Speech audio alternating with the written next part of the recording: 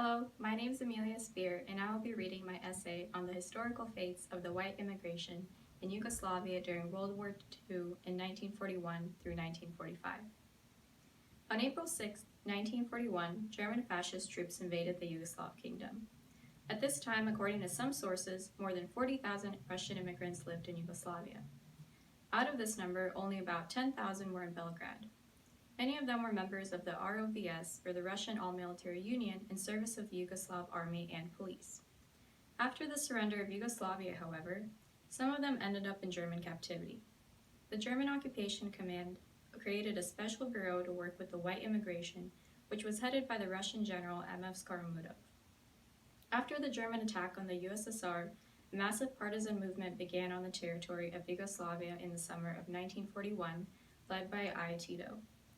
Under his leadership, the Communists launched a struggle against the Croatian fascists Ustasha, Chetniks, supporters of the Yugoslav king, and Russian immigrants, most of whom were monarchists. From June to September 1941 alone, Communist guerrillas killed more than 300 white immigrants and their family members. General M.F. Skaramudov turned to the German occupation authorities for help. In response, they proposed to the white immigration to form security units for self-defense. On September 12, 1941, General Skaramudov announced the mobilization of all ROVS members, as well as Russian immigrants liable for military service between the ages of 18 and 55. This is how the Russian Guard Corps was created, the ranks of which include both former white officers and the children of immigrants who were born in Yugoslavia in the early 1920s. On September 14, 1941, M.F. Skaramudov addressed the ranks of the Corps. With God's help, with general unanimity in fulfilling our duty in relation to the country that has sheltered us, I will bring you to Russia. The Germans did not like the general in this position, so they removed him from the command and arrested him on the same day that he exclaimed those words. In response, General B.A. Steifan was appointed as head of the Russian Security Corps. He was a native of Kharkov, a graduate of the Chiguev Infantry Officer School, an officer of the General Staff, and a participant in the White Movement in southern Russia.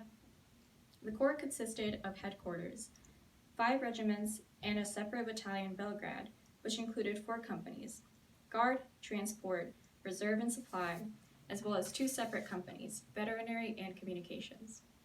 In total, there were more than 17,000 soldiers in the ranks of the Corps, of which 11.5 thousand were white immigrants, while the rest were former prisoners of war and Soviet citizens. Most of the latter were born in Bessarabia, Bukovina, and the Odessa area, and did not actually want to serve in the Romanian army, so they were the ones who formed the 4th and the 5th Corps. The Corps was armed with Yugoslav and Italian rifles, machine guns, light bombs, and artillery.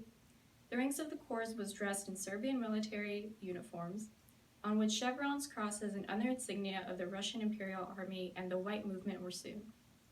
On November 30th, 1942, the Corps was incorporated into the Wehrmacht, and German regulations as well as German uniforms and insignia were introduced. But even after that, the Corps remained a Russian military unit with a Russian command staff until the end of the war. The Corps commander was only subordinate to the German command. From the autumn of 1941 to the spring of 1944, the Corps units carried out security services in Serbia and Bosnia. In particular, their functions included the protection of a strategically important bridge across the Sava River near the town of Brčka. This bridge was located on the border with Croatia and therefore was often attacked by the Ustasha. In the spring and summer of 1944, the Corps conducted active hostilities against the partisans of I. Tito.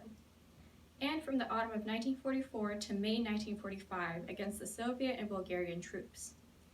During the period of hostilities, the Corps lost 1,132 people to death, 3,280 people were wounded, and 2,297 people went missing. And after the death of General B.A. Steifan, the Corps was headed by Colonel A.I. Raguzin. He led the Corps to Austria, where he surrendered to the British troops on May 12, 1945. At the time of the surrender, the Corps had 4,500 people.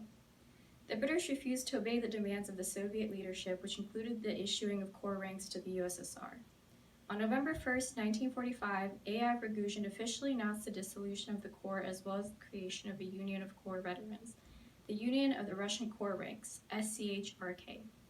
After 1945, those serving in the Corps immigrated to the United States, Canada, Argentina, and other countries. Meanwhile, A.I. Rogozin became the first chairman of the SCHRK. Since 1952, the military, political, and literary magazine Nashi Vesti has been published under SCHRK. The Union of the Russian Corps Ranks activities particularly ceased when its last chairman, Lieutenant V.V. Granitov, died. In memory of the Corps, the chapel of the St. Alexander Nevsky was built at the Novodievo Russian Cemetery, New York, USA. Many veterans of the Corps are buried nearby. Thank you for your time and attention. Bye.